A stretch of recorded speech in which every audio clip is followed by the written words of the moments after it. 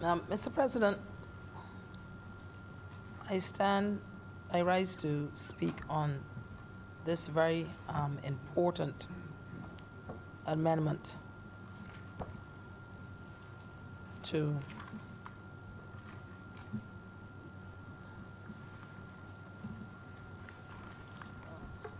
this very important amendment to this bill. This bill, Mr. President, is the Constitution Amendment Bill 2020. Now, what this bill seeks to do, similar to other bills that were here in this chamber today, is to regularize a situation that would have been around for quite some time.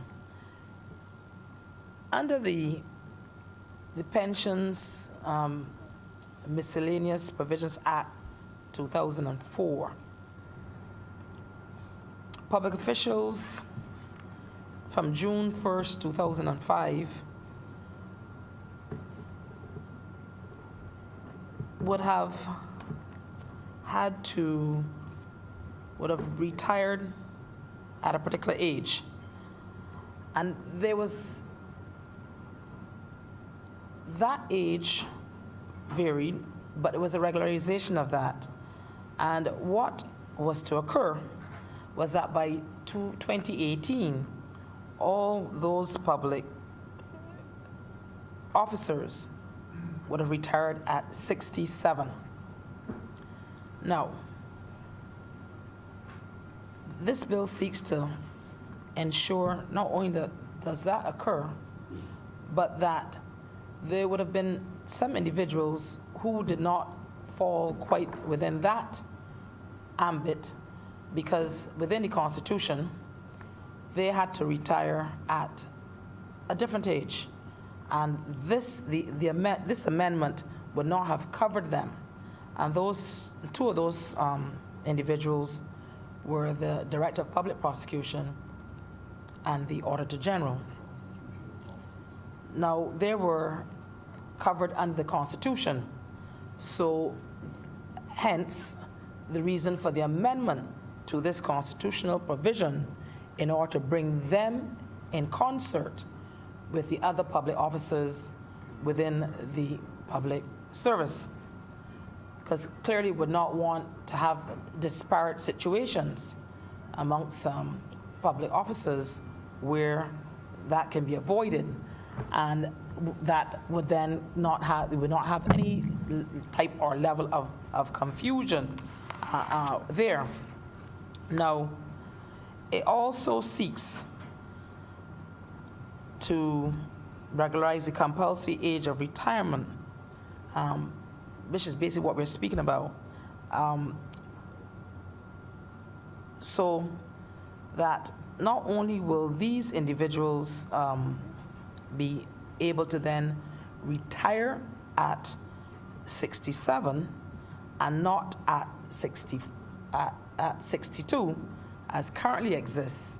It also has moved all of the public servants, the first act,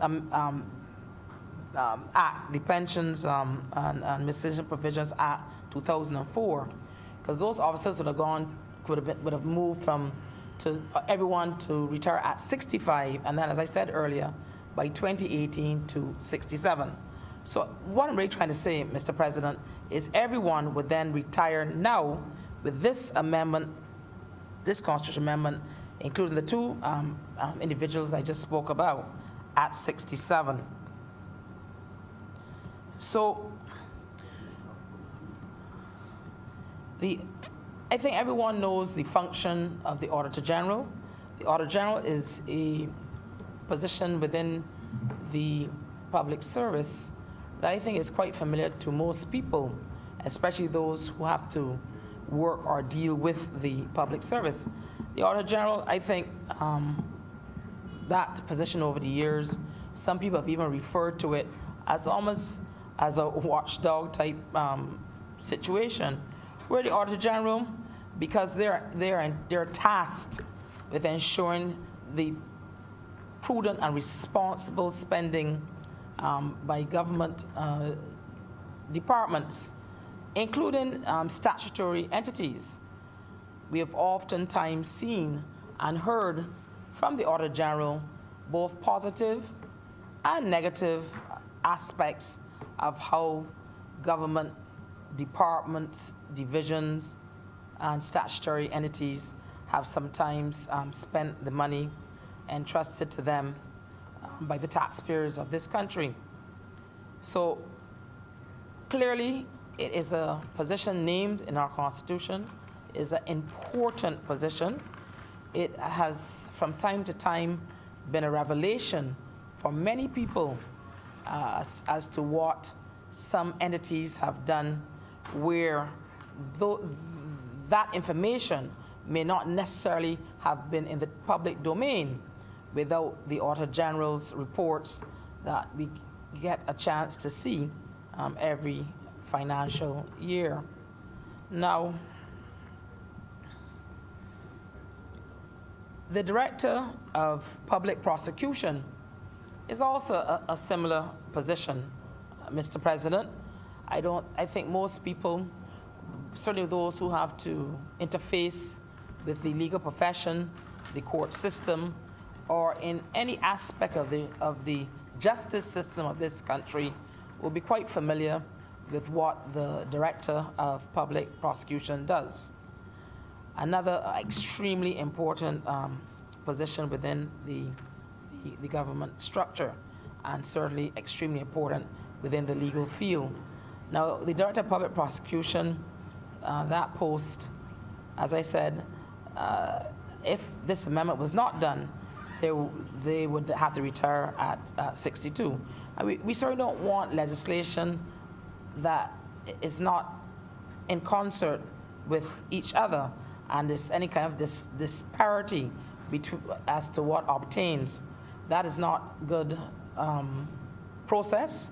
And so in order to tidy up this process and to ensure that these two posts are now within this structure, this pensionable structure of 67, that is the reason for this constitutional amendment. Now, no constitutional amendment is ever to be taken lightly, because once you amend your constitution, it's something one should look at. And so certainly I know that my colleagues would have looked at this here quite closely, and they would have seen that there was a disparity between the retirement age under the National Insurance Scheme for these individuals and their retirement age under the Constitution. And why is that not good? For obvious reasons. You can't have a retirement age here and then your national insurance age is here, because then there's a clear gap, a clear, it needs to be synonymous so that one is not disadvantaged in any way. And so, as you know, that the amendments to the Pensions Act, Cap 275, we know that this is an absolute necessity to bring these two posts in line with what their other benefits would be at retirement. Now, I know that many people look at the whole retirement and pensions as it exists. And there's a lot of debate about what has been done in the past and who did what and what was done and what people should have got before and all of those things. And they're reasonable debates and reasonable comment. So it's not that I'm here to speak about today. What I'm here to speak about today is what needs to be done that is correct. And our belief is that this is the correct way to go in order to regularize a situation that needs to be regularized. I think that pensions are a serious issue. It needs to be taken seriously. People have all kinds of opinions on pensions. I have my own opinion on pensions than anyone else. So, but at the end of the day, people have a right to their pension, a right to get their pensions in a timely manner, a right to get their pensions at retirement, and not have to wait till whenever a particular age requirement is met to get it, if they are able to retire at a different age. Because pensions, really and truly, are things that people have worked and contribute to for a good part of their working life, which is what makes them eligible for many pensions. Not all, because we do have old age pensions, but most pensions will be determined on, one, what type of job you had, your length of service, and all the other variables that would come into play with your calculations as to what determines the amount that you should receive. And it's no different in this situation. It's no different here. And we certainly would not want to have two important positions such as these, the Auditor General, Mr. President, and the Director of Public Prosecution, where these things were not regularized as brought in line with the rest of the public service. So, just to recap, Mr. President, the compulsory age of retirement for the Auditor General and the Director of Public Prosecutions needs to be harmonized with the retirement age under the National Insurance Scheme, as is in the case of other public officers, by virtue of the 2004 amendments to the Pensions Act, Cap 25, and that the Constitution should be amended to effect the change in the compulsory age of retirement for the Auditor General and the Director of Public Prosecutions to move it to 67. Now, I'm sure there will be quite some comment on this. These issues always bring comment from many quarters, especially those where some people have a set view on how one should proceed with the rights of workers. But we believe that this is the right way to go, and that this is the way that we should be looking at this situation, and that we, under no circumstance, would want to disadvantage anyone, and we want to make sure that where possible, that people within the public service all have the synonymous rights when it comes to such a important issue as their pension. And with these few opening comments to this amendment to this bill, Mr. President,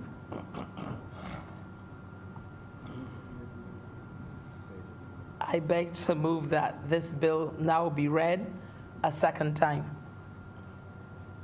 I recognize President Franklin. Thank you very much, Mr. President.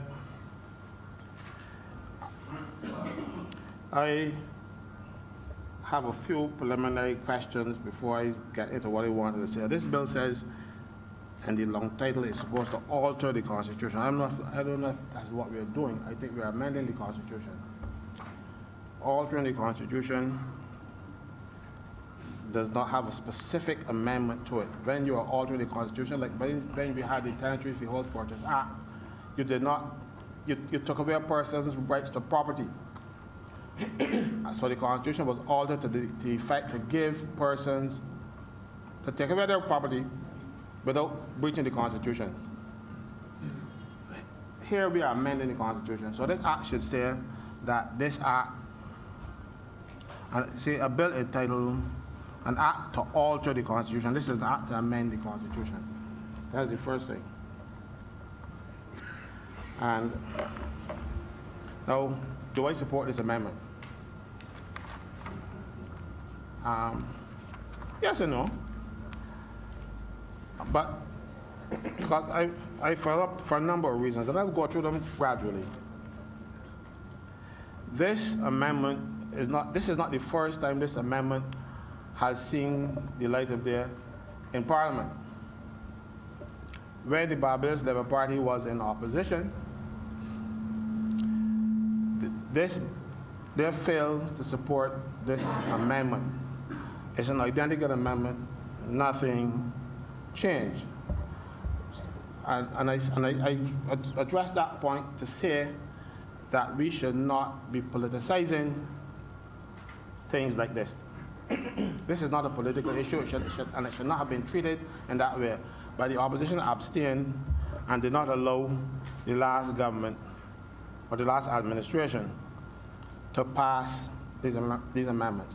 I just want people to remember that that is what they did. All right? My next concern is that this amendment does not say that it applies to the current holders. You are changing the retirement age, but when those people came into office, their retirement ages were fixed when they took up the job. If you're going to change their retirement ages, you have to give them an option to go into the new arrangement. This act does not say so. So I'm wondering if it is deliberate that you don't want the current holders to go on, but the people who come after them will go on to 60 because under the new arrangement, the new people retirement ages will be 67. And I want that clarified before we do anything because I know I've been following pension amendments for years, and to my knowledge, they have always given the people who were already in the jobs the option to go under the new arrangements. Even in the last arrangements in the Pension Miscellaneous Provisions Act of 2004, the retirement ages went up to 67 in the end. But it says, but you didn't get an option form to sign on this occasion. It says your retirement age remains the same, but if you want to continue to work, you can do so. So those people who, when they reach retirement age and opted to continue going, there was nothing to stop them because the act says you can go on. Prior to this, people were given option forms and said, well, look, you now have to retire, you want to retire at 66 or whatever age it may be, you sign here to say yes. There is no such provision in this legislation to affect the current holders. So it would mean to me that their retirement ages are fixed when they were appointed to the jobs, and this legislation has done nothing to address them. So I don't know. So let's check to see if that is what you want to do, or it was just an oversight. I prefer to be generous and say it was an oversight, and I'm always generous.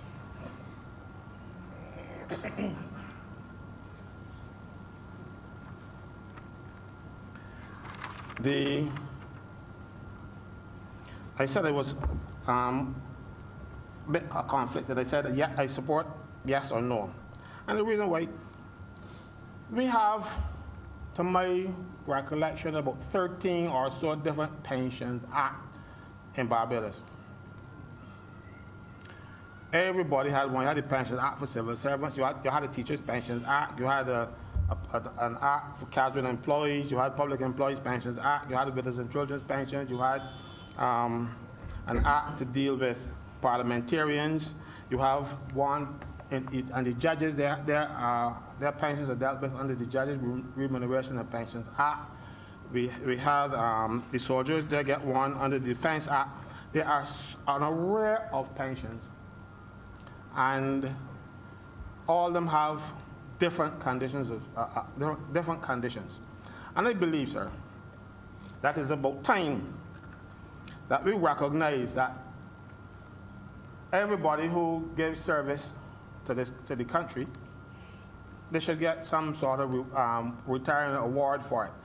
And it shouldn't be the kind of snobbish way that we have dealt with it in the past. I believe the pension conditions, if you work for 10 years, you get a pension based on the salary that you were getting or whatever. But no, it doesn't work like that. We have, under the Pensions Act, Cap 95, your retirement age or the pension age, and I can speak to pensionable age, is now 67. We now know that under the Constitution, these two officers were 62. But the age at which an MP gets a pension is 50. You know, and I got to speak about that. You know, over the years, pensionable age went up from 55 to 60 to 65 to 67. The only one time pension age came down was in 1989 when the then administration changed it from 55 to 50 to accommodate parliamentarians. I think to this day it's a crying shame. You were not in office in 1989, so I'm not blaming you. But you didn't oppose it either. You know? I mean, the Bible says, but I didn't oppose it either. So an MP gets a pension at age 50. If he leaves Parliament, he gets a pension. If a public officer leaves the public service, his pension is stored until he reaches retirement age. No, if an MP leaves Parliament, he's 50 years old, he gets his pension. So I'm saying, what is good for the goose should be good for the gander.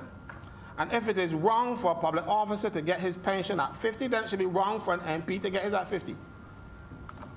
But worse yet, it gets worse.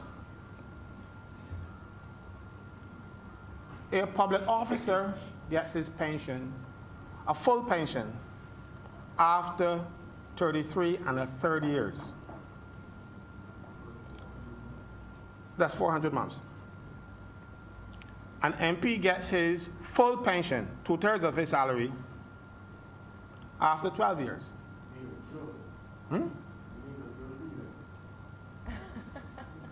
I am speaking about MPs. All of you, except senators, we don't get a pension unless we hold an office like parliamentary secretary or minister or president. But after 12 years, you qualify for the same pension that a civil servant will qualify for in 33 and a third years. Something must be wrong with that.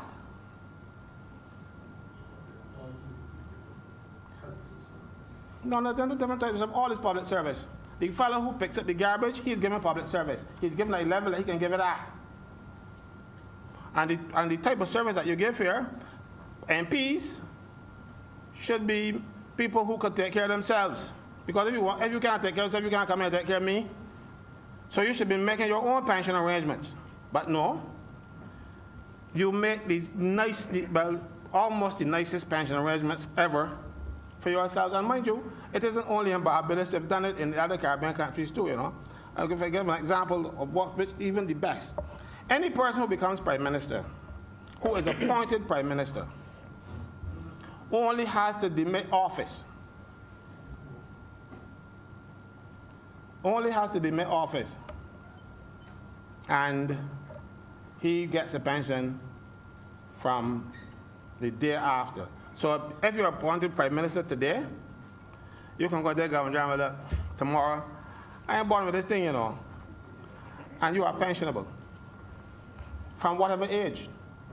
So if you had a prime minister who came in at 30, they will get and serve 1 day, they will get a pension till they die at 2/3 of the salary a prime minister should have gotten.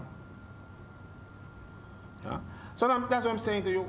I'm conflicted with all these pension arrangements and stuff.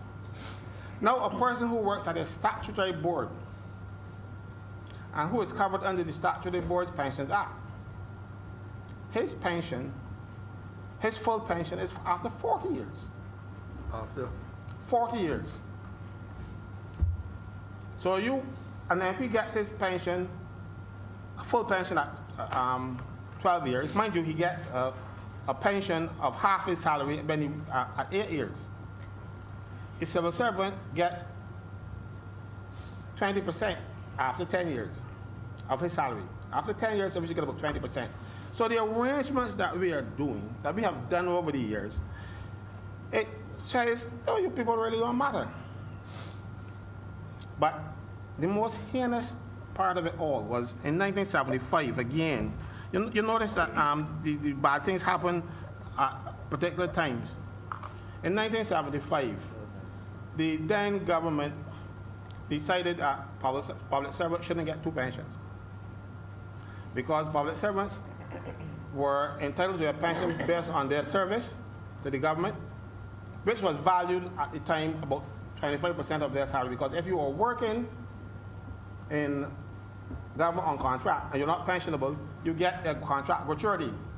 So your job is actually worth, the job as the public office that you hold is actually worth more than you actually get because some is supposed to be set aside for you. 25% actually. Because if you were lent out to some other entity, you're seconded then, that entity has to pay 25% of your salary into the treasury to maintain your pension. So you see, you have a situation where public officers, even though people say it is not a contributory pension, they pay you less money so as to accommodate that, but people don't recognize it. And you are also paying for a national insurance pension because you contribute to that as well. But the government in their wisdom said, no, if you come into the service after the 1st of September 1975, your pension from the treasury will be reduced by the amount of money you get from national insurance, except you are an MP, a judge, or governor general.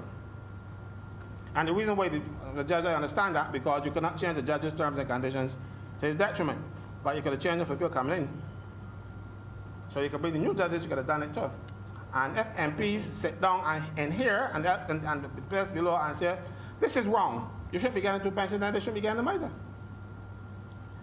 So a public servant who joins his public service in May last year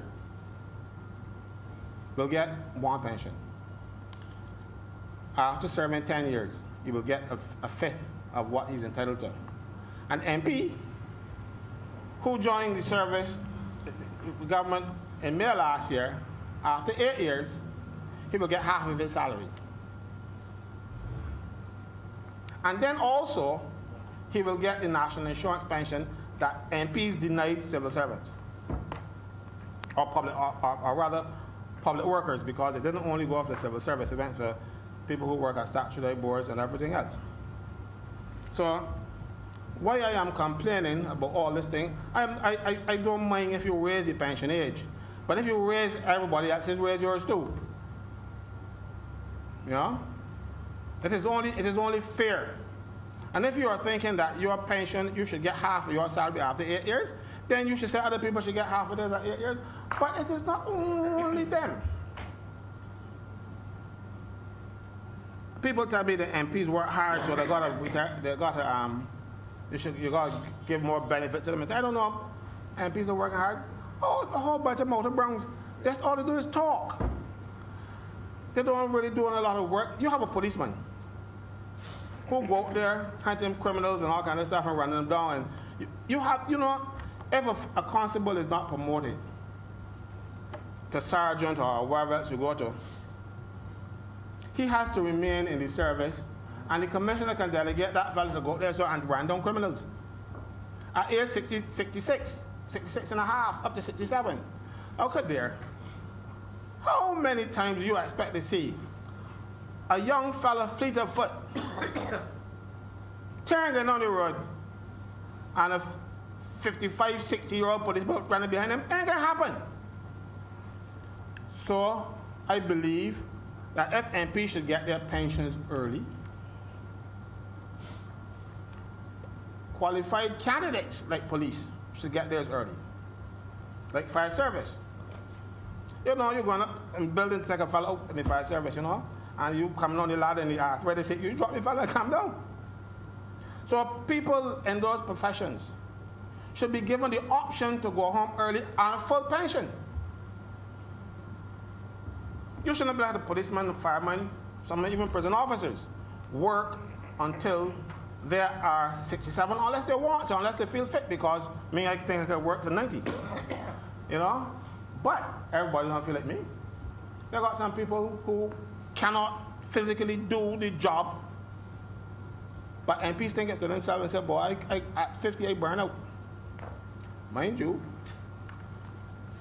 they turn around, and they don't know if they do this to the soldiers to keep them loyal or whatever. But soldiers get their pension after 15 years. Full pension after 15 years at age 45. So if a soldier should get his pension at age 45, what about the policeman? What about the prison officer? What about the fireman? So it's time that we put pension arrangements in place. One Pensions Act, that covers everybody. I was writing out the Pensions Act.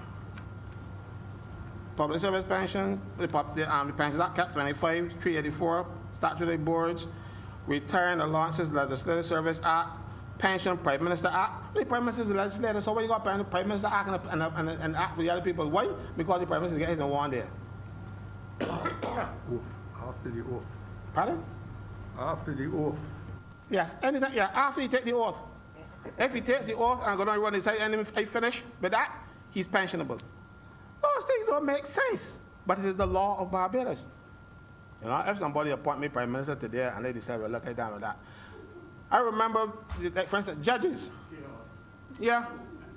Judges get their pension, full pension after 20 years judicial service. And that does not mean that you have to be 20 years as a judge. Because if you came into the public service as a clerical officer, you studied, and then you went to law school or whatever else, and then you come back. And so all those years, let's say you spend 20 years in the public service, and then you come in at the junior levels, and then somehow you become a judge. All those 20 years, for every 3 years you spend, count as 2 for judicial service. And I remember a case in one person, when he found out, when the act was passed, he worked up to the very day of 20 years and retired. Not another day. But a judge gets his full salary. All you do is change the thing I taught from salary to pension. No difference. You get your full salary after 20 years judicial service. That's what I'm saying to you, that our pension arrangements are snobbish. They do not value people's service. They think, well, if you are the low level, and you don't really matter. So they don't give you much, or they don't give anything at all. Because, again, the dams again, they abolished pensions for casual employees. Thankfully, Owen Arthur, in his wisdom, got rid of the casual employee jobs and made them all public officers. So then they were entitled now to pensions under the Pensions Act. But again, if you were a casual employee and you work they allow you to work to 65, but they only count your service up to age 60. All of these things happen when the casual employees with the people who work at MTW and those kind of people. So you treated people badly because you didn't value them. You know, and the thing that bothers me is that, you know, these are the same people who rush out there and wear the blue and the red shirts and support you and then when it comes to giving them benefits, you tell them all these nice things, but treat them badly. You know? It is against this background that even while I am on the edge of supporting this legislation, I I have to point out that there is need for reform in the pension arrangements in Barbados. It is too snobbish. You know? Watch. I made a note. Judges get their pension after 20 years. Prime Minister after 1 day. Police, 33 and a third. Soldiers, 15 years. Public officers, 33 and a third. Statutory board employees, 40 years. You know? We need to fix that. And we need to value people. You know, it is not easy working all your working life, and then when you come out, you realize that you are living what people like to call a life of genteel poverty because the pensions don't cut it. And one of the things that really bothers me about the pensions is that, again, the last administration started taxing them, your pension. You know, I remember reading the debate, in 1971 the debate it was, in the budget debate, where the then Prime Minister said it would be unconscionable to tax pensions when you tax the national insurance pensions, when you already tax the contributions. But they came in the last administration and did exactly that. You have paid tax on your contributions. So when you're getting back some of those contributions in the form of a pension, they tax you again. Double taxation. So Senator Moore, speak to your Minister of Finance and tell her that that is wrong. And our Minister of Finance, she is our Minister of Finance. We want me to do. You know, so I don't, but she is our Minister of Finance, she's our Prime Minister. We can't take that away from her, at least not yet. You know? You know? So I speak to her, because I don't have the kind of connections or influence that will get her to notice these things, you know. She won't pay me any money, but I think she will hear you, because that is wrong. But that's an aside, because I'm not really dealing with the pension. We're just dealing with the... Okay. You know, that is not really dealing with the issue, but something has to be done about that. It is wrong. I am sure no one in here would agree that you should tax pensions. Having paid income tax on the contribution that you paid in, and then you're paying taxes again on the money you get, you're taxing that money twice. Because that money is your savings, you know. It is the national insurance and whatever is a form of compulsory savings. It is money that if you put it down in the bank. So when you're getting it back, and some people, you know, pensions is such that some people are going to get back a hell of a lot more than they ever put in, and some will get back less, because some folks are going to die a couple of weeks before they retire. You ain't get none. But he will make up for the fellow who will, well, that's good for him. And that is what your legislation provides. That's what your legislation provides for. As a matter of fact, no, you're talking about it, you see. If I were a public officer and I left the public service, you know, and I started to get my pension, whatever form, because I'm medically unfit, but then they recover a little bit. And I come back, they don't recalculate my pension, you know. Like for you, Senator Walker, you're a pensioner now. But when you demit office now, they will work out your pension based on what it would be now. And then up your pension. You know, you people take that's what I don't like about MPs. They look out for themselves and only themselves. No, that is why I'm not sad when you get locked up in New York or wherever else that will happen. You know, but it is colossal greed that causes things like that. So don't fall into that trap, please. You know, I know you wouldn't, but you know, I'm speaking for the others. Because you got so much money, you don't need to do that. You know. I want to touch on something now that a lot of people might not be aware of. are you aware that the drivers at the transport board are the only people who are paid from the public purse that do not get a pension from the government or a gratuity or anything from the government? They're the only ones. Yes. No, they have no private pension, nothing. Every administration has promised, including this one, the drivers at the transport board, that they will get a gratuity and a pension. If those same workers had left the public service and gone and work, left transport board and go and work at MTW, Water Authority, or any place else, making more roughly the same money, at the end of their working lives, they could walk home with $90,000 as a gratuity. When you leave transport board as a driver, you go home with your last pay packet. And every administration, I said, including this one, thinks that that is wrong.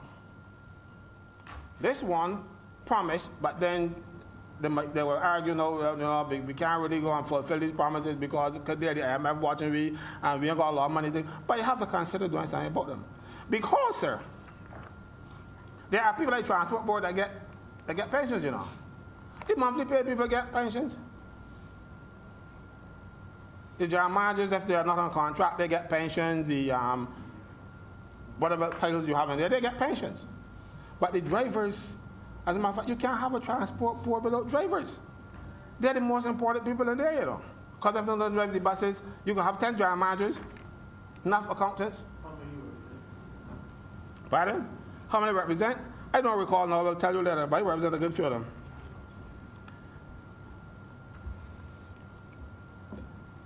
You know, but they don't get anything. So that needs to be fixed.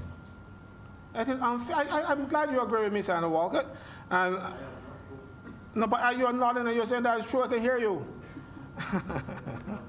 You know? So we need to do something about that category of worker in the public, because they are public servants as well, they give public service. And it is not easy driving a bus down to age 67 because they will only get national insurance, you know. So unless they go medically unfit, where they will get their pensions early, they work to 67. And trust me when I tell you, driving a bus after a certain age, when your eyes start to dim, you don't even know where the end of the road is. But you got to stick in there and hope that you don't kill nobody and reach retirement age. So there are people also who should be allowed to go home early. I know, for instance, in St. Lucia, the policeman down there, because my brother-in-law is a former policeman, and he was allowed to retire after 20 years service because he wasn't promoted to the command rank. So, you after you're 50 years old, them little fellas running around the road, you can't catch them. You think a 60-year-old policeman can catch the one fellas running the road? You go holler at him, then he stop. Please stop. So we need pension reform in Barbados, and we need it very badly. And we cannot continue to have these snob arrangements in place for who we consider to be bigger ups and better offs. Because let me tell you something. The reason why most people enter politics is to, at least what they tell you, is that they want to make a difference, that they want to help the people who can help themselves. At least that is the usual thing they say when you got to interview them. But I find, in this case, that politicians have been helping themselves in terms of pension arrangements to the detriment of people who they came in and said they're coming to help. Because the people at the bottom don't get, a lot of them ain't going to go into a pension investment, anything, you know. And it's not like Senator Boyce, who will already tell you that he has three pension plans, so when he retires, he can get all kind of money. Sorry, I stand corrected. Precisely. You know? But we have taken away from the people who need our help most. I'll give an example, and this is one the Barbados Labour Party did. There was something called the Widows and Children's Pension, widows and orphans. So if a public officer used to pay 2% of his salary towards his pension, and if he dies in office, his wife or his widow and the children under the age of majority, or if they were at university, then they went up, they used to get a pension. The Barbados Labour Party cut that out in 1980 and decided, well, if you want that kind of help, you go to national insurance. But you were already paying for national insurance, and you were paying for this one, so why cut it out? Because it wasn't costing the government any lot of money. You were paying toward it, and your money was being saved and given back to your, but they cut that out. Right? You cut that out. And you abolish widows and children's pension for public officers, but retained it for MPs and for judges and for governor general, but most governor generals don't have children minority, so it don't really make anything. But unfortunately, that was not in keeping with what people say they come to Parliament to do, to take care of the poor, to take care of the people who need them, who can't take care of themselves. You got rid of the widows and children and kept it for yourselves. So that's what I'm saying, that we need pension reform, we need it badly, and we need to have one comprehensive pension plan for people who give public service, and not these various arrangements where you, depends on who you think, if you feel that you are mightier, that you should get a better pension, 20 years, and some people work, and some work 1 day, some work 40 years, some work 33 and a third. The soldiers, they work 15, and they get their pension at 45. All these things, there got to be some logic to it. There got to be some fairness. So you give public service, and at the end of your service, whether it is the guy who sweep the street or the guy who passed the legislation here, it is all public service. We all cannot be MPs. We all cannot be, we all cannot be judges. We all cannot be police. But we are all given public service. So I have no difficulty now as I go through all this thing to tell you that if the Auditor General and the DPP want to go under these arrangements, I'm happy for them. And I will support the legislation. But all I am trying to do here is to show, and I wrote it down when Sandra Moore spoke about, she said, we would not want to have disparate situations. Well, my entire speech was filled with disparate situations. We need to fix it. We need to treat people the way we would like to be treated. We would want to be treated if we were in that position. You know, and that is how I plan my life and how I live my life. If you see me do something to some person, I expect that can happen to me.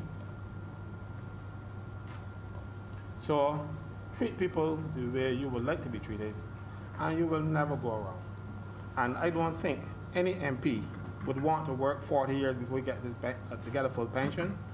I don't think any MP would want to work 33 and 30 years to get his pension.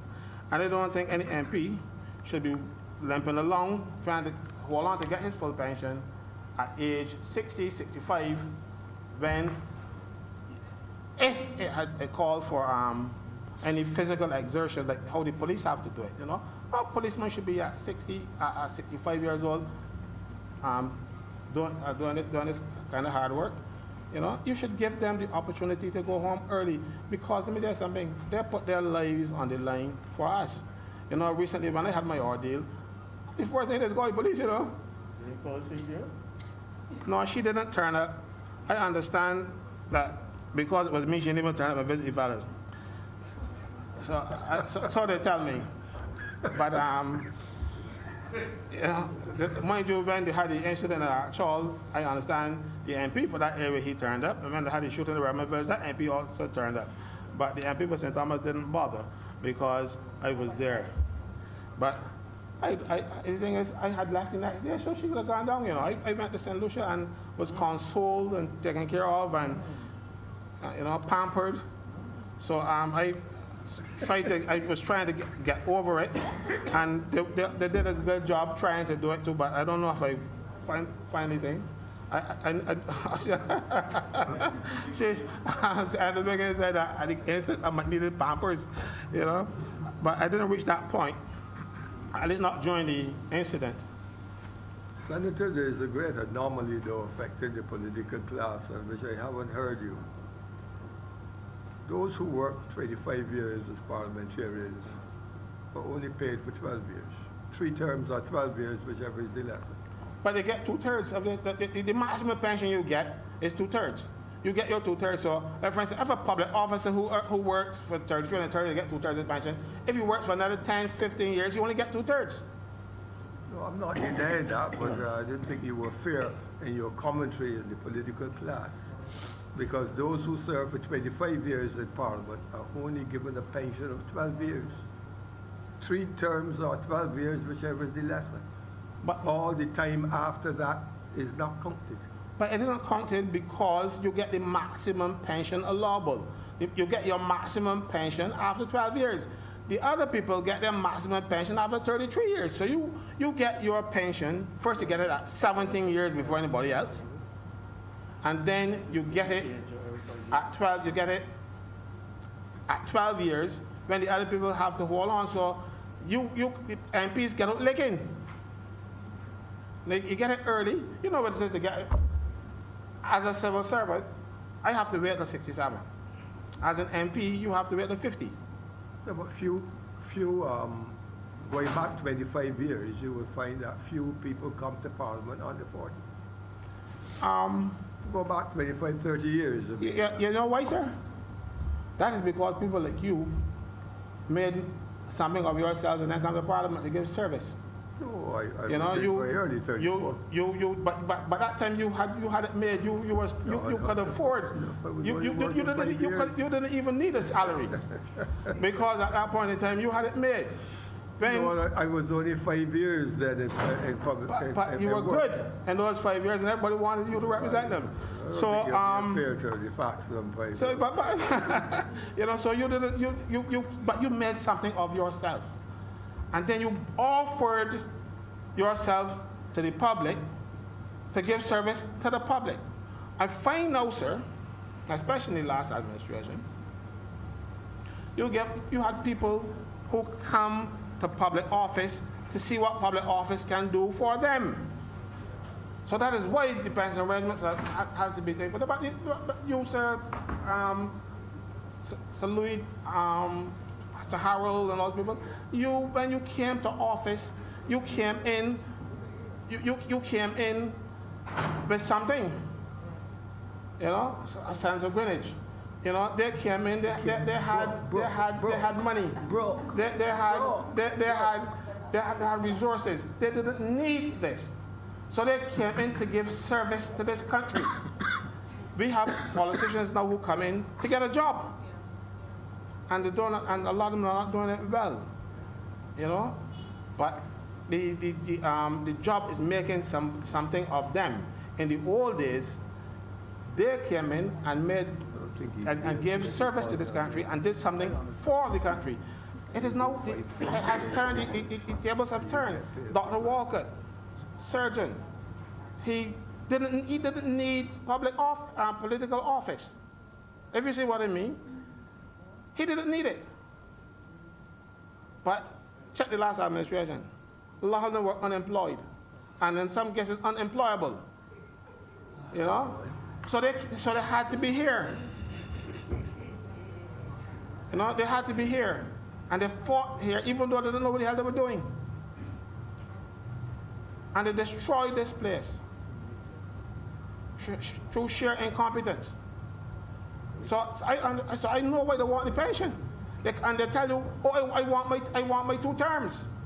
Because they're not looking to serve this country. They were looking to see what this country can do for them. So it is a different era, sir.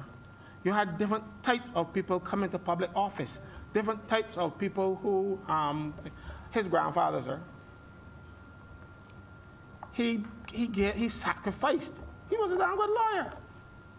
But he came to give service to this country. And when he left, he didn't leave as any millionaire, you know. Because I remember when he died, I worked with the public trustee, and I had things I cannot discuss what I had, but I can assure you, he was not rich by any means in anybody's imagination. You know? So, but he gave service. You know? It is not happening now.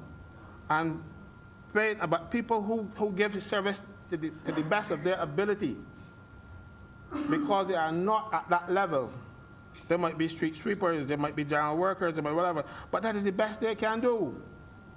And they should be rewarded commensurately, instead of being left to in a state of genteel poverty. Sir, I noticed that you signaled the time, and I got some more notes, but we will probably talk about this another time. I am grateful to you, sir.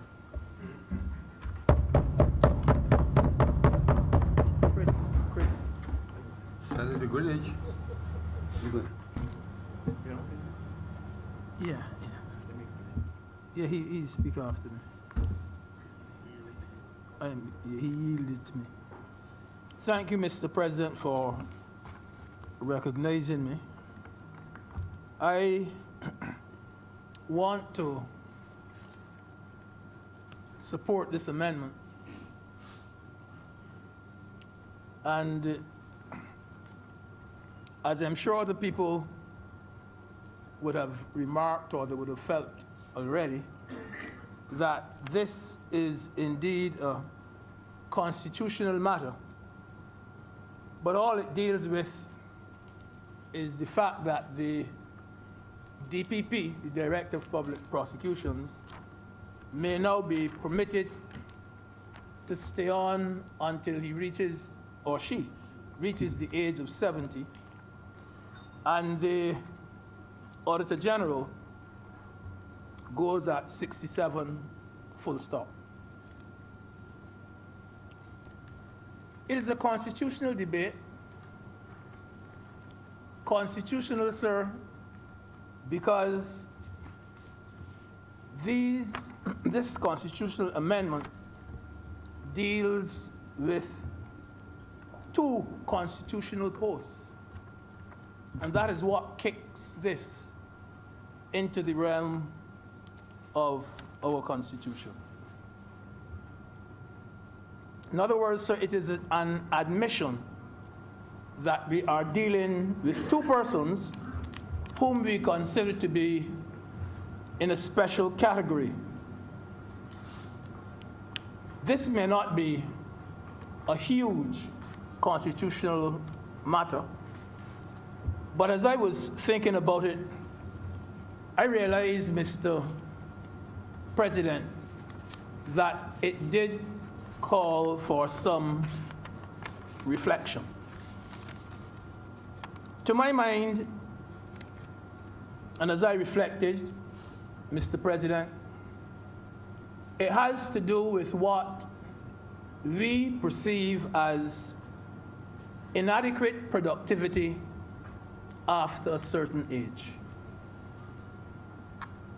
It also has to do, sir, with diminishing returns in the workplace as we get older.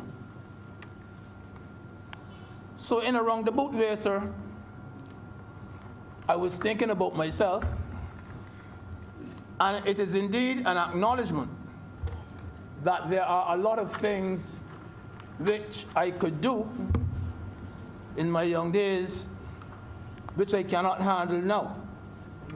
I'm thinking, sir, about playing football, climbing a tree, and riding a bicycle. Huh? much more. Among other things. So, as I said, sir, it's not a massive controversial debate. Neither do I think, sir, that it should be a controversial debate. And I was trying to see if there were any controversial points at all in a debate such as this.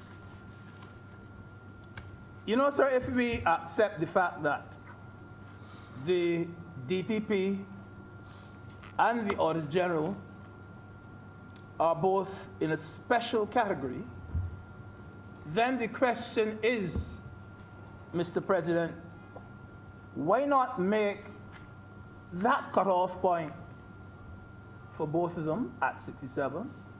Or why not give both of them, allow both of them to go up to the age of 70 if they wanted to? But one seems to have a little edge over the other. And I wondered if there's any controversy in it at all. What is the magic in those two ages, 67 and 70? Is it that way the gap, that one person would be so much more active mentally than the other one? Why the difference? Why does one have to go at 67 while the other one can go at 70? And you know, so the only explanation which I could find for that upper limit of 70, which is the DPPs, is that the scope of replacement for that post may be limited, and that this is indeed a very specialized position. No, sir, let me say that I personally would have been extremely comfortable if the Auditor General had been given the possibility of those same 3 extra years as the DPP. Once upon a time, sir, the replacement for a Director of Public Prosecutions might have been a difficult proposition. But today, there are prosecutors aplenty, and good ones too, in the DPP's office. That's a long way to 70. Yes, you have to be. But, sir, for all we know, the Auditor General's post may be a more specialized one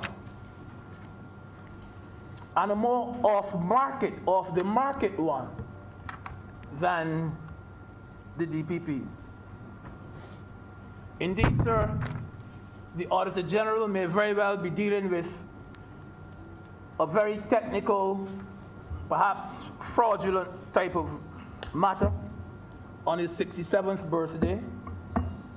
And according to this amendment now, he has to walk away from it. He is not entitled to those 3 extra years being kept on. And this is not, sir, tug of war between the DPP and the Auditor General, but the way things are going in Barbados today, I must confess that I have a sore spot for that position of Auditor General. Because, sir, we are striving day by day to stamp out corruption in high places in Barbados. He says high and low. High and low places in Barbados. And the Auditor General is more than a figurehead. His work has become more difficult. His work has become more demanding. And he is not only, I heard Senator Moore use the term, only the watchdog type. This is not only a watchdog type post that people seem to have termed it. He has a lot of work to do. He's doing some, and I could tell you, for the way things are going, he has a lot more to do too. You know, sir, without doubt, there has to be a cutoff age in the public service. There has to be a point where you have to look at people and say, you have had enough, it's time to go. If you don't do this, sir, I know personally, I know of persons who would want to come to work, sir, in a wheelchair or in a wheelbarrow. Because that is what they know. For some of them, that work is the only thing they know. Working in that particular office, sir, is the only life they have. Some of them seem to have no social life whatsoever. I have known of people who even after they were retired, they went to work and sat down at their desk. And if you don't tell them at some point enough is enough, they will continue to go, even if they can't work, they can't raise a pension. Yeah, clutter up the place. You know, so this raises another issue. And that issue, sir, is succession planning. Successive governments in Barbados, the Bs and the Ds, have paid scant regard to succession planning in many departments throughout our public service. There should never be massive voids in our government departments. And there are too many, even now as I speak, I can think of so many of them. I know, sir, of workers who actually retired from certain departments and had to be recalled and paid a salary in addition to their pensions. I hope you understand that, sir. Paid a salary in addition to their pensions, all because no one was readily available to fill that slot that they had left. I know, sir, of one occasion in a ministry, a particular ministry, I had responsibility for it at one stage, where 4 persons of senior rank, 4 people at the top, retired around the same time, and there was no one ready to take over from them. No one was being groomed for succession. And sir, our retirement age, by and large, in our public service is now 67. But sir, a debate such as this sends a strong message to our young people in the public service, as well as those young people in public enterprise. Our young people, sir, should start planning for their retirement in their 20s and in their 30s. Start planning as early as possible. Sir, as you were saying, sir, hear that from their first paycheck. Sir, I know that it calls for a lot of discipline, but discipline should never be an obstacle when you're thinking about your future. In the early stages of their career, sir, young people should put aside a little something for a rainy day. Put aside a little something for their future. Some young people, sir, And this, I must admit, is not public service, but the young people I know in private enterprise, they are known, sir, to have complained because of getting $1,000 in their hand, they only got 900, and did not understand the significance of that other $100 going towards a pension plan for their future benefit. They did not understand that significance. It was if he robbing me. He taking $100 every month, every week. They didn't understand it. Saw this as taking away money to do something which they could not understand, which they did not appreciate. And so they did not understand the idea of having an account where there were deposits only. This account, deposits only, and no withdrawals until they reach a certain age. They just did not appreciate that. They couldn't imagine it happening. And their attitude was to me, and perhaps it still is, who tell you that I will live to see 70?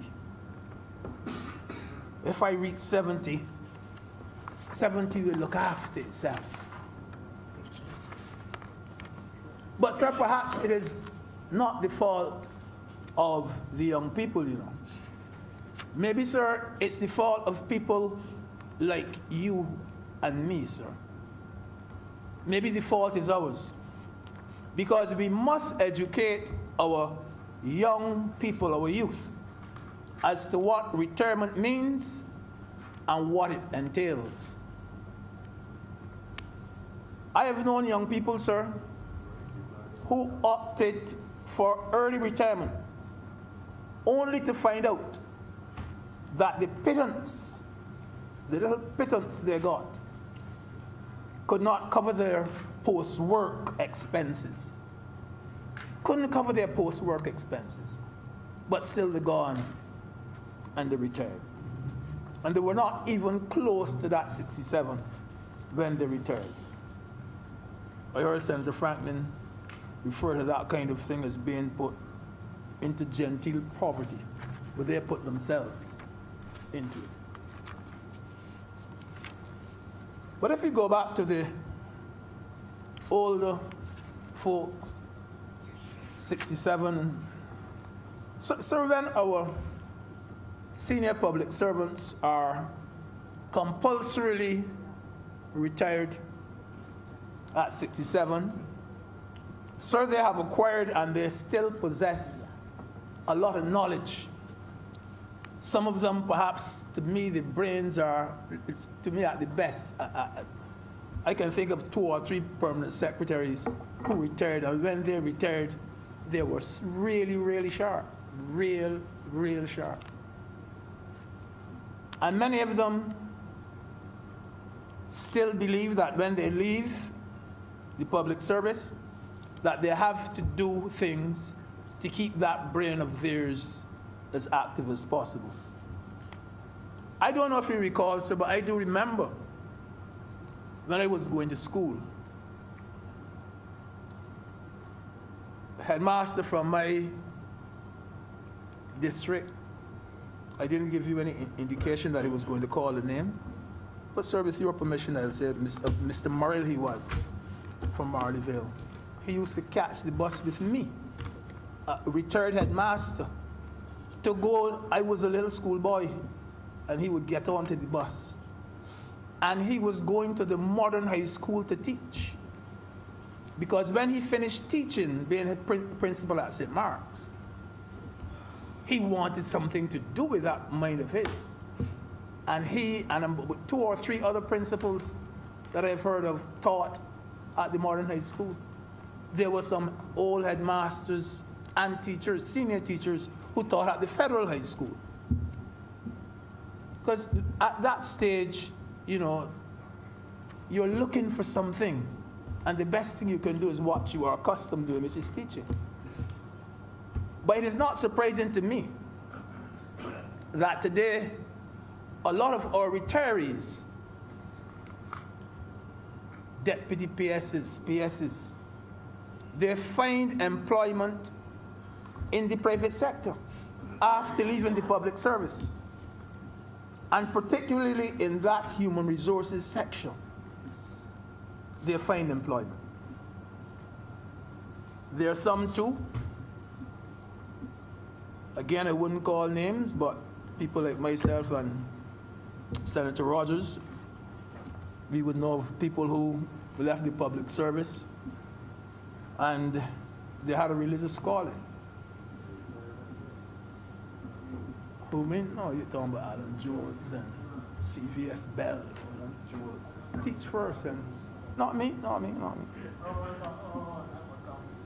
Huh? No, this, anyhow. No. The point is, sir, that at 67, in the same way they can go and make a company as successful as possible, at 67 they can still drive this country forward. They can still do things to help Barbados. And I have held the view too, sir, that retired civil servants with all of that experience should be encouraged by government to serve on boards. They should be encouraged by governments to carry out studies, to be part of think tanks, and to do other things which would employ their minds. And so let me make the point that in today's world, 67 is young. 67 is still a young age in today's world. Today, sir, many, if not most, of the persons I see going on cruises, they're 70 years and over. 70 years and over, then they're going on cruises, they're enjoying themselves. I know a lady from St. Philip, sir, who works in New York.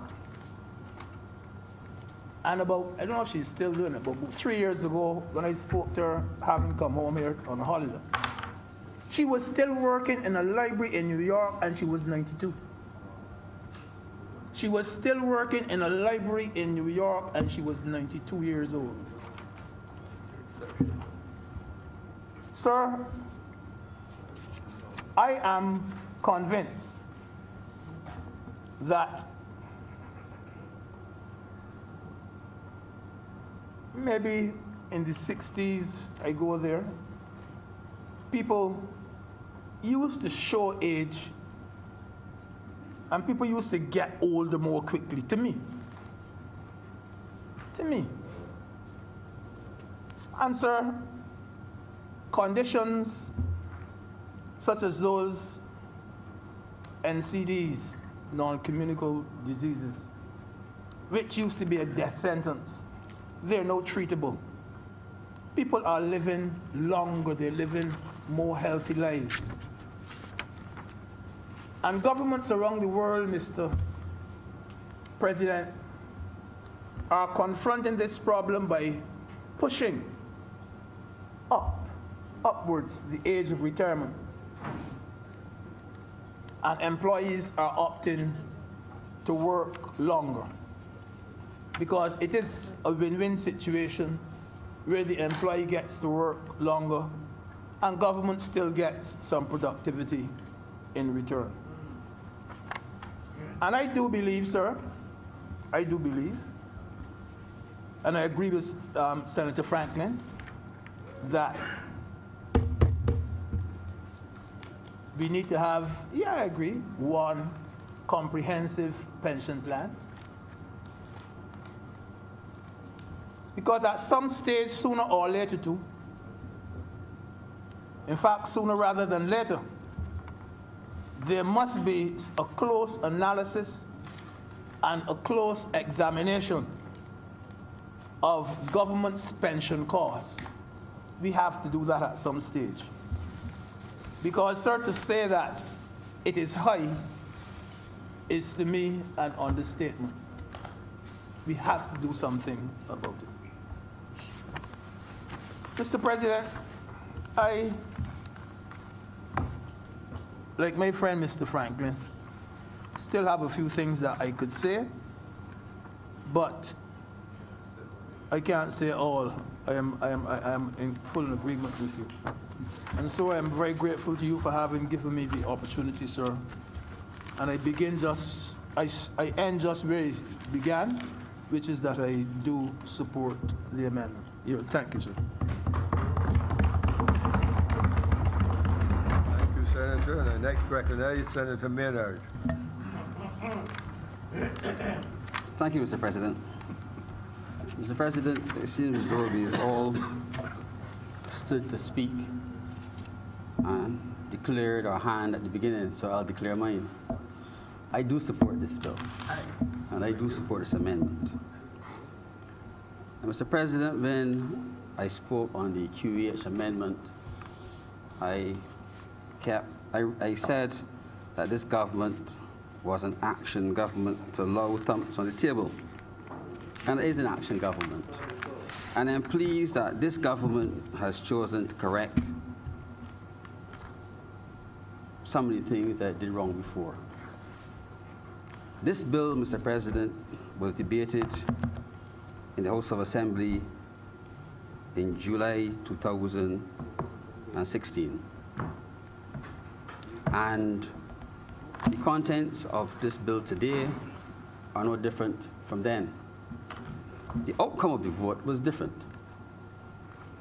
And the bill was therefore reintroduced in the lower house last week and passed without debate. Mr. President, it says that there is no wrong time to do the right thing. So I congratulate the government. I believe that this constitutional amendment is the right thing to do. It is the right thing to do, Mr. President. And if one takes the time to read the documents in the Hansard from that debate, it lays out how the then Prime Minister, the Honorable Frendell Stewart, gave an excellent historical account of these posts and laid out a case for this amendment. But it also provided tremendous high-level debate when the then leader of the opposition laid out various reasons why government would abstain in its vote, and it did. The Right Honorable Owen Seymour Arthur, I think he sat then as an independent, laid out strong reasons why he felt that this was a serious debate and why government should, or the opposition then, should have voted with the government. That's all passed. And Mr. President, we've now come full circle. Senator Franklin, spoke extensively about some of the wrongs within the Pensions and Gratuities Act. And Senator Greenidge pointed out that our government is simply harmonizing many of the little areas that have been left unfinished when the retirement age for public servants became 67. Now,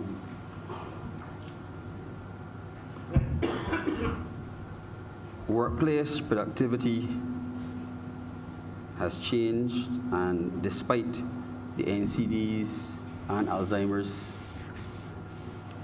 people are living longer and are being productive for many, many more years. And we have to make sure that as we change the legislation, that we do not disadvantage individuals. Now, Mr. President, I want to speak specifically about why we're here. And we're here because we are about to vote and we are debating a bill which seeks to amend the Constitution to right a long-standing, well, right a wrong. And while I think it was Senator Greenidge who spoke of the role of the Auditor General, we have to make sure that when one looks for wrongdoing, and wrongdoing is a two-way street. It can't just be wrongdoing on matters that need to be referred to the PSC, but it has to be wrongdoing also, and if government is disadvantaging its employees. And that previous debate was really warmed up when the then Leader of Opposition, now Prime Minister, the Honorable Mayor Amor Motley, questioned who was a civil servant and who was a public servant. And I would like to encourage everyone in this chamber to read it. It speaks, Mr. President, to the fact that all civil servants are public servants, but not all public servants are civil servants. And we are treated differently. Now, on the matter of pensions and gratuities, and I can speak from experience, I am a public servant, but I'm not a civil servant. I'm a contracted officer where I work in another place. In 2011, the government of the day came to Parliament and amended the Pensions and Gratuities Act.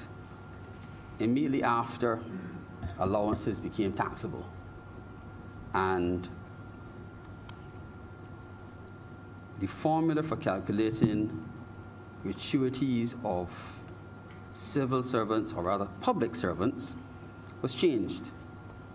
That formula has now been applied to PSs and all other persons who are civil servants, but it has not been applied to public servants who are employees of statutory corporations.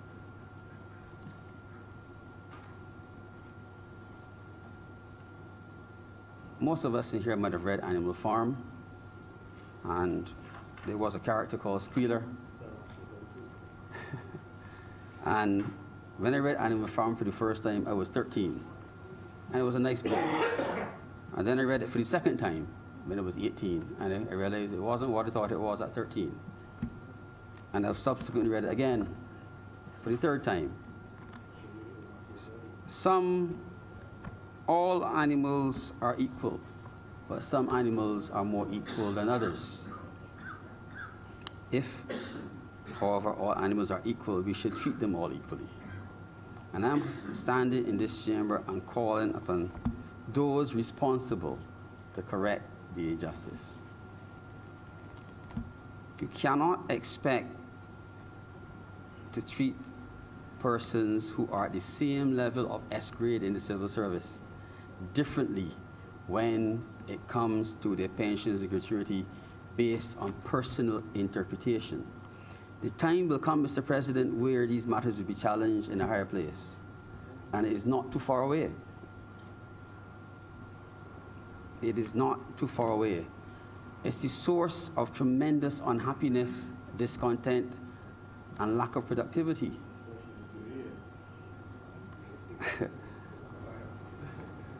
I will ignore the aside. Mr. President, I am pleased that in 2020, we've come around to doing what is right, and I'm sure that this government will continue to correct the injustices and correct some of its mistakes. And this one, Mr. President, has been long overdue, and it's the right thing to do, and I support it, and I will vote in its favor, Mr. President. I'm obliged to you.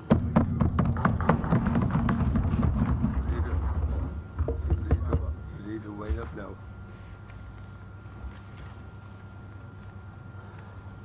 Thank you, Mr. President.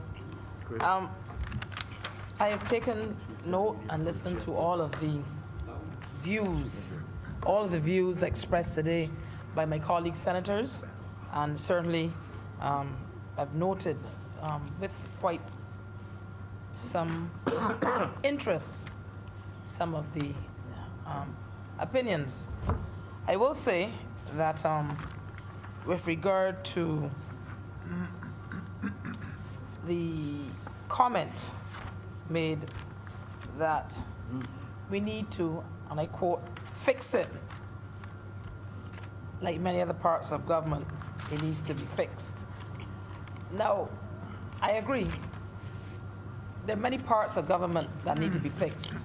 Certainly, this government, when they came into government, and I wouldn't want to belabor the point as to all of the issues that we faced.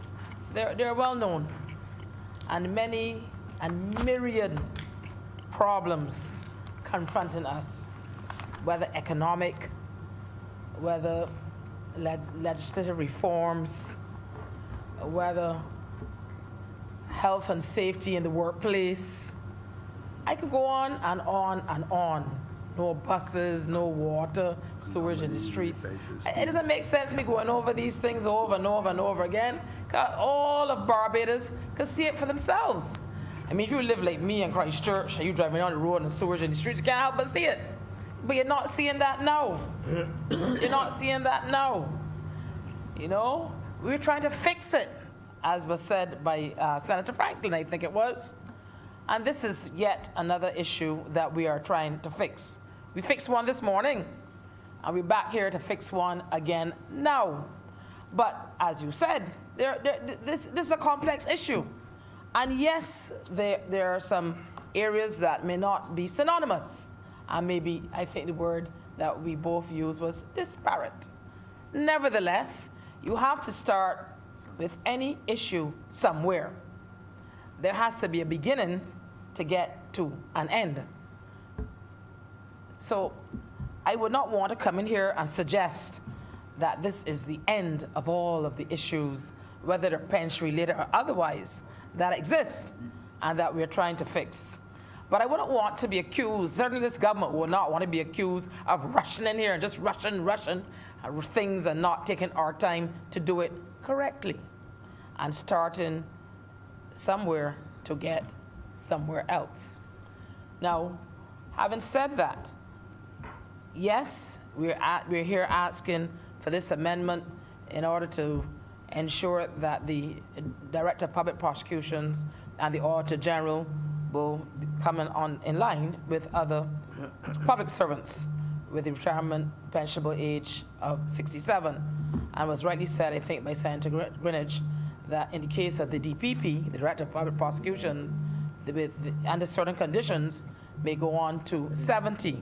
Very similar to what happens now with judges and other people like that.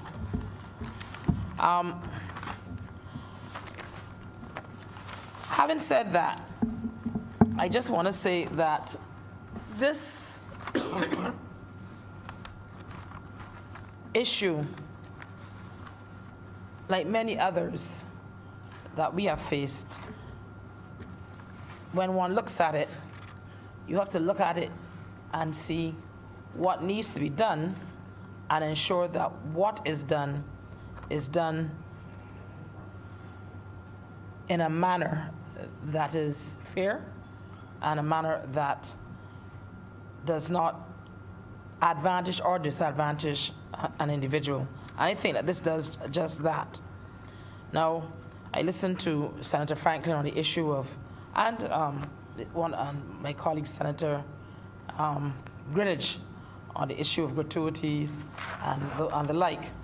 I don't want to be here today to discuss, which can become a very involved and lengthy issue of gratuities.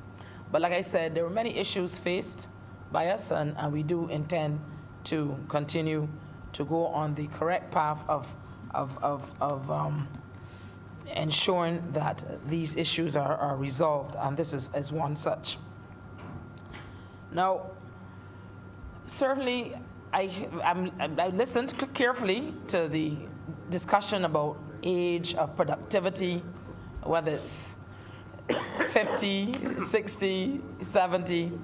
I don't think that one can say that there's an age nowadays that is where one cannot be productive. Modern science, medical science, and improvements in all kinds of technology and areas, and medicine is one such area where there have been tremendous improvements every single year. People are living longer.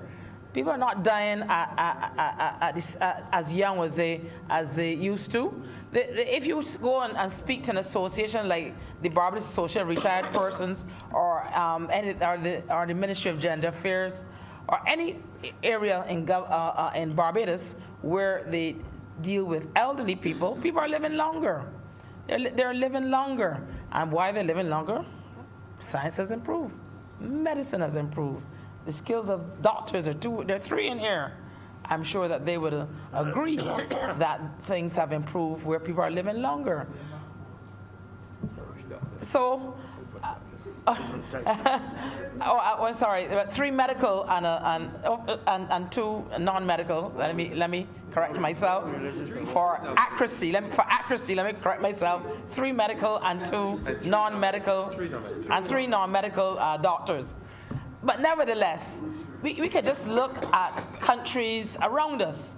We have a country not too far from us that we interact with all the time. A lot of Bajans go there, where the president of that country is over 70. The 2 people challenging him are the 2 front runners in one of the political parties challenging him. They're both over 70, and they're the front runners, and they're both over 70. So I think that should say something to you.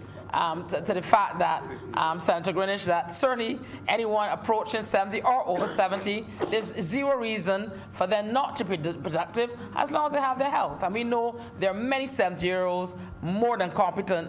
Otherwise, we could not have the people of 70 running countries of this world, and have run countries of this world, and certainly are now wanting to become the leaders of a very well-known country that many Barbadians like to visit, and not far from us.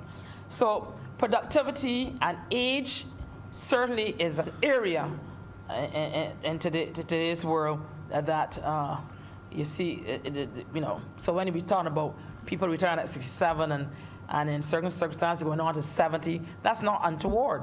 Certainly not when you compare what happens elsewhere. So, but let's get back to the central issue that we're here for, and that is simply to make this very serious amendment that will bring these 2 individuals in line with other persons within the public service. So, Mr. President, we are here asking and hoping that everyone will agree with this constitutional amendment, Bill 2020, and that the sections that we're looking to amend, the compulsory age of retirement for the Auditor General and the Director of Public Prosecutions, should be harmonized with the retirement age and the National Insurance Scheme, as is the case of other public officers, and that the Constitution of Barbados be thus amended to affect this change to the compulsory age of retirement of the Auditor General and the Director of Public Prosecutions. And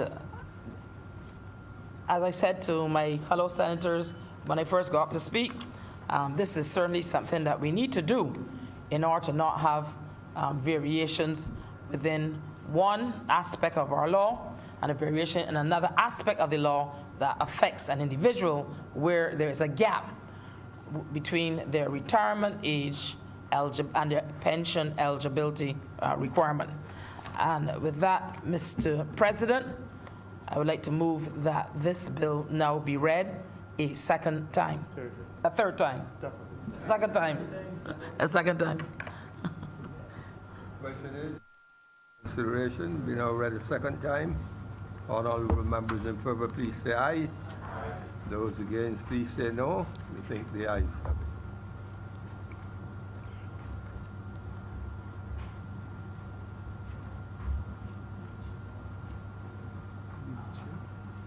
After that, you do no leave.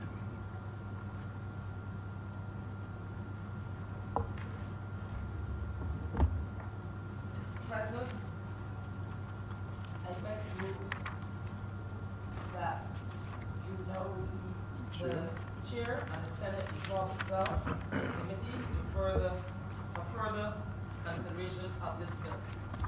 The question is that I do now leave the chair, and the Senate resolve itself into a committee of the whole Senate for the further consideration of this bill in detail.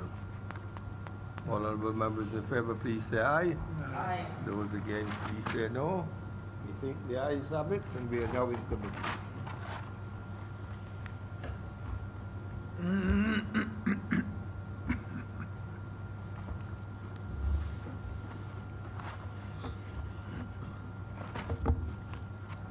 The Senate is now in committee. Clause 1.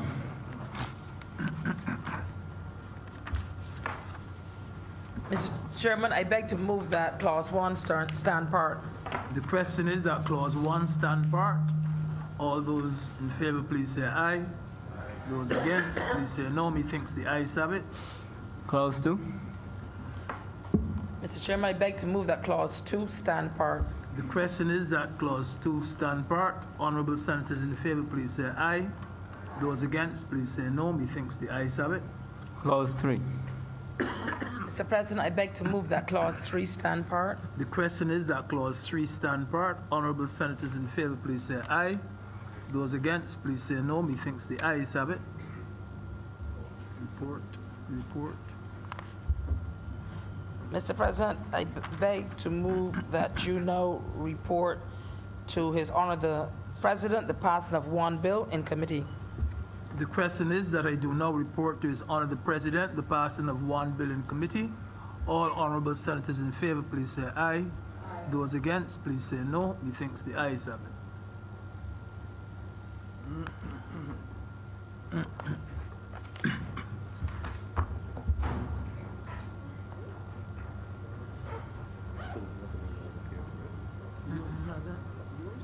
I did the other thing.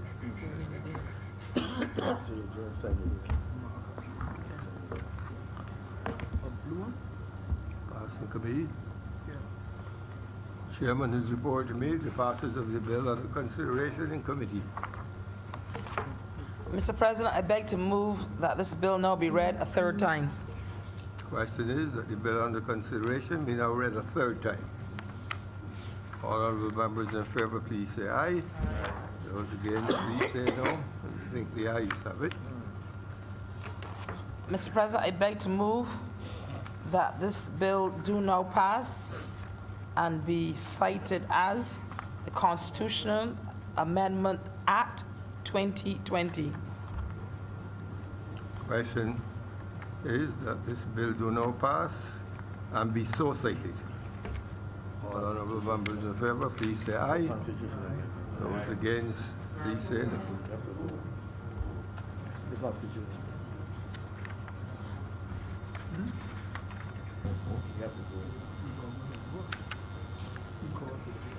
Senator Walcott. Aye. Senator Moore. Aye. Senator McConney. Aye. Senator Dr. Springer. Aye. Senator Dr. Holder. Aye. Senator Haynes. Aye. Senator Sands. Senator Adams. Senator Franklin. Senator Drakes. Aye. Senator Reverend Rogers. Aye. Senator Wiggins. Senator Boyce. Senator Maynard. Your Honor, Senator Greenwich. Aye. Mr. President, 15 honorable senators voted in favor of the bill, ensuring that the two-thirds majority as required by Section 49(2) of the Constitution has been met. Results, None voted against. none against, none abstained.